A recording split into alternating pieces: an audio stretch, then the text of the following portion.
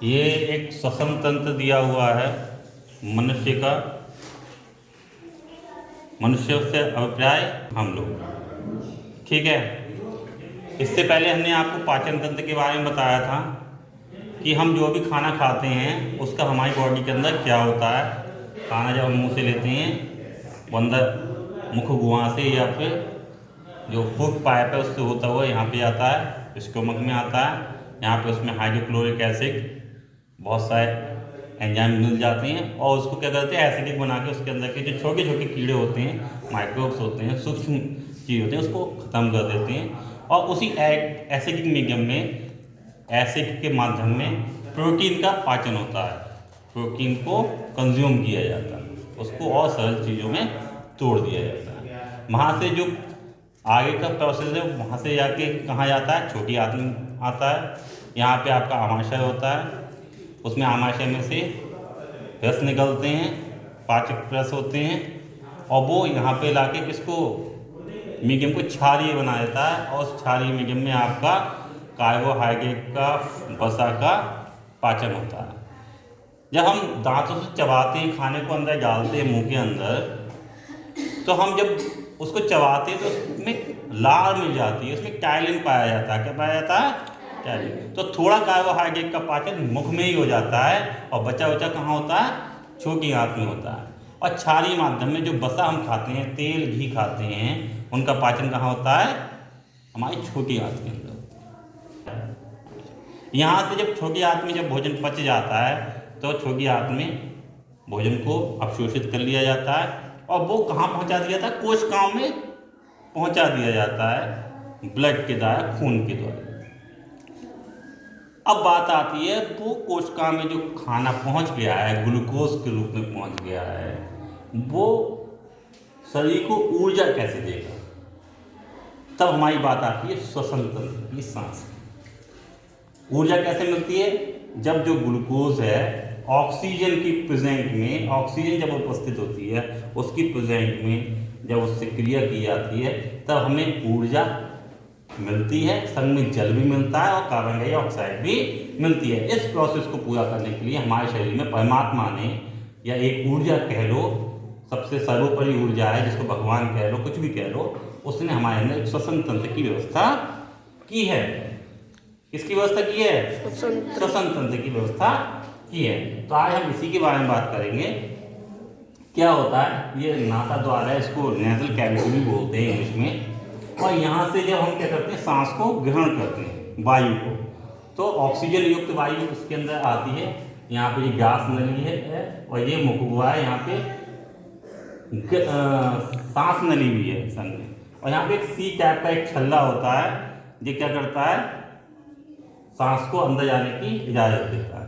यहाँ पे जो सांस नली आके, श्वसन नली आके बहुत सारी छोटी छोटी नलिकाओं में वो बढ़ जाती है और वो जाके यहाँ पे कहाँ, खून की नलिकाओं में जाके मिल जाती है। और वो सांस हमने जो ली है यहाँ से, वो खून में मिलके ऑक्सीजन में हृदय के द्वारा होती हुई, हृदय उसको पंप करके कहाँ पहुँचा देता है, कोशिकाओं तक पहुँचा देता है। और वहाँ पे ये ऑक्सीजन क्रिया करती है कोशिकाओं में उपस्थित ग्लूकोज से, और वहाँ पे ग्लूकोज में क्रिया करने के बाद हमें क्या मिलती है, ऊर्जा मिल जाती है, संग में जल भी मिलता है और कार्बन डाइऑक्साइड मिलती है। वहाँ पे कार्बन डाइऑक्साइड घुला हुआ जो ब्लड होता है वो लाया जाता है, वो फेफड़ों में, ये फेफड़े हैं आपके, ये पसलियाँ हैं, फेफड़ों में लाते हैं। और फेफड़ों से वो क्या होता है, कार्बन डाइऑक्साइड उसमें से निकल के छोटी छोटी केश नलियों में होती हुई श्वास नली में आ जाती है, श्वास नली से वापस ये बाहर निकाल देती है। तो सांस लेना, ऑक्सीजन तक का, कोशिकाओं तक पहुंचना, वहाँ से ऊर्जा का निकलना, वहाँ से कार्बन डाइऑक्साइड का वापस बाहर आना और उसको बाहर निकाल देना, इस पूरी प्रक्रिया को हम श्वसन कहते हैं। क्या कहते हैं? श्वसन कहते हैं। और सांस लेना इस श्वसन का एक हिस्सा है। Breathing is a part of the श्वसन। क्लियर? अब श्वसन होता क्या है, हमने सांस ली, सांस यहाँ से आ गई और ये फेफड़े क्या हुआ, ये फेफड़े हैं और फेफड़ों के नीचे यहाँ पे डायाफ्राम लगा हुआ है। डायाफ्राम का मतलब ये कि फेफड़ों को ऊपर नीचे कर सकता है। अगर ये नहीं होगा तो फिर हम सांस ही नहीं ले सकते। तो ये डायाफ्राम होता है, हल्का सा पतली कोशिका होती है, ये क्या करता है, हम सांस लेते हैं, तो डायफ्राम थोड़ा सा इस तरीके से ऊपर खिसक जाता है और फेफड़े की जो आयतन है, एरिया तो वॉल्यूम है वो बढ़ जाता है और हम ज़्यादा सांस भर सकते हैं। और फिर जब ऑक्सीजन जब वहाँ से CO2 आती है तब क्या होता है, डायफ्राम नीचे आ जाता है, थोड़ा सा यहाँ पे ऊपर गया और यहाँ पे नीचे आ गया और ये क्या होगा, सांस बाहर निकल जाएगी। ये पूरा श्वसन तंत्र है आपका। तो आपको समझ में आया कि हम सांस क्यों लेते हैं। जो हमने खाना खाया है उसमें से ऊर्जा निकालने के लिए हमें ऑक्सीजन की जरूरत पड़ती है, उसके लिए हमें सांस की जरूरत पड़ती है। इसलिए बच्चों पेड़ों की भी बहुत ज़रूरत है। अगर हम पेड़ नहीं लगाएंगे तो ऑक्सीजन नहीं मिलेगी, ऑक्सीजन नहीं मिलेगी तो क्या होगा, हमारे लिए ना ऊर्जा मिलेगी ना हम जिंदा रह सकते हैं। आप थोड़ा सा ध्यान दीजिए कि आप दौड़ते हैं तो हमें क्या लगता है, जल्दी से सांस ले लें। आप थोड़ी देर नाक बंद करके हैं तो आप ज़्यादा देर 2 मिनट, 1 मिनट से ज़्यादा नाक को बंद करके नहीं रह सकते, क्योंकि हमारे लिए बहुत सारे शरीर के काम करने के लिए ऊर्जा की आवश्यकता पड़ती है और उसकी भरपाई कौन करता है, पेड़ करते हैं। तो इसलिए हमें क्या करना चाहिए, पेड़ों को लगाना चाहिए, काटने नहीं देना चाहिए। अगर आप एक पेड़ काटते भी हैं जरूरत के लिए तो कम से कम 5 पेड़ लगा देने चाहिए, ठीक है ना। इस चीज़ का ध्यान रखेंगे और वायु को प्रदूषित होने से भी मनुष्य के श्वसन तंत्र थी। अब हम आपको बताते हैं कि पेड़ पौधे भी सांस लेते हैं। प्रकाश संश्लेषण की क्रिया के द्वारा पेड़ पौधे कार्बन डाइऑक्साइड की उपस्थिति में, सूर्य के प्रकाश की उपस्थिति में, जल की सहायता से और जो उनका हरा रंग होता है किसके कारण होता है, क्लोरोफिल के कारण, उसकी सहायता से वो क्या करते हैं, अपना भोजन निर्माण करते हैं। और उसमें जब वो भोजन निर्माण करते हैं तो उसमें ऑक्सीजन निकलती है। उसी ऑक्सीजन को हम मनुष्य लोग ग्रहण करते हैं। लेकिन ये तो प्रकाश संश्लेषण की बात हुई। जैसे मनुष्य लोग सांस लेते हैं वैसे पेड़ पौधे भी सांस लेते हैं। आपने अपने बड़े बुजुर्गों को सुना होगा कि पेड़ों के नीचे रात में सोना नहीं चाहिए। सुना है? कहते हैं रात में पेड़ों के नीचे सोना नहीं चाहिए, क्योंकि रात्रि में पेड़ पौधे क्या करते हैं, दिन में तो कार्बन डाइऑक्साइड की सहायता से प्रकाश संश्लेषण करते हैं तो ऑक्सीजन निकालते हैं, श्वसन भी करते हैं। लेकिन रात में सूर्य का प्रकाश ना होने की वजह से वो क्या करते हैं, प्रकाश संश्लेषण की क्रिया वहाँ पे नहीं हो रही होती, लेकिन श्वसन की क्रिया हो रही होती है।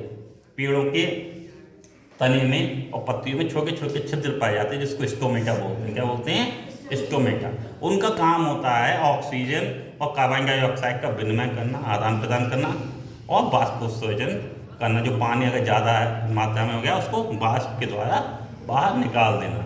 तो रात्रि में जो स्टोमेटा होता है उसके थ्रू पेड़ पौधे सांस लेते हैं, श्वसन करते हैं और उस श्वसन प्रक्रिया में वो ऑक्सीजन ग्रहण करते हैं और कार्बन डाइऑक्साइड को बाहर निकालते हैं। इसी कारण हमें रात्रि में पेड़ों के नीचे नहीं सोना चाहिए। इंसानों पेड़ पौधों की तरह कुछ और जानवर भी होते हैं, जीव जंतु होते हैं, वो भी सांस लेते हैं। जैसे मछलियाँ हैं, जलीय जीव हैं, पानी में रहते हैं। कैसे सांस लेते हैं? गलफड़ों के द्वारा और गिल्स के द्वारा। वो यहीं पे ऑक्सीजन सांस लेते हैं, पानी यहाँ पे घुल जाता है और ऑक्सीजन सीधे सीधे उनके शरीर में पहुँच जाती है। मेंढक होता है, मेंढक जल में भी रह लेता है और बाहर भी रह लेता है। तो जल में जो जाता है तब वो किससे सांस लेता है? त्वचा से सांस लेता है। और बाहर जब आता है तो बाहर किससे सांस लेता है? अपने फेफड़ों से सांस लेता है। हम मनुष्य लोग फेफड़ों से सांस लेते हैं। पशु पक्षी, वो तुमने पक्षी सुने होंगे, वो लोग अपने शरीर से सांस लेते हैं। उनके शरीर थोड़े से रोम छिद्र होते हैं, उसी से ही वो सांस लेते हैं। इसलिए तुमने देखा कबूतर बैठा देखा हो, कभी कभी वो एकदम से फूल जाता है और तुरंत जग जाता है, देखा है? फिर वो अपने शरीर से सांस लेते हैं। जैसे मेंढक त्वचा से सांस लेता है वैसे वो भी अपनी त्वचा से सांस लेते हैं। कुछ छोटे छोटे जीवों की हमने बात की थी, सूक्ष्म जीवों की, जैसे एक कोशीय जीव होते हैं, 2 कोशीय जीव होते हैं। वो लोग किससे सांस लेते हैं? विसरण के द्वारा सांस लेते हैं। विसरण यानी इंग्लिश में बोलते हैं डिफ्यूजन। डिफ्यूजन एक चीज क्या होती है, जैसे गैस कहीं पे ज़्यादा हो गई सांद्रता, कहीं पे कम हो गई तो वहाँ पे गैसों का आदान प्रदान होने लगता है। तो कार्बन डाइऑक्साइड और ऑक्सीजन का आदान प्रदान जो एक कोशीय जीव होते हैं विसरण के द्वारा, डिफ्यूजन के द्वारा। ठीक है, क्लियर?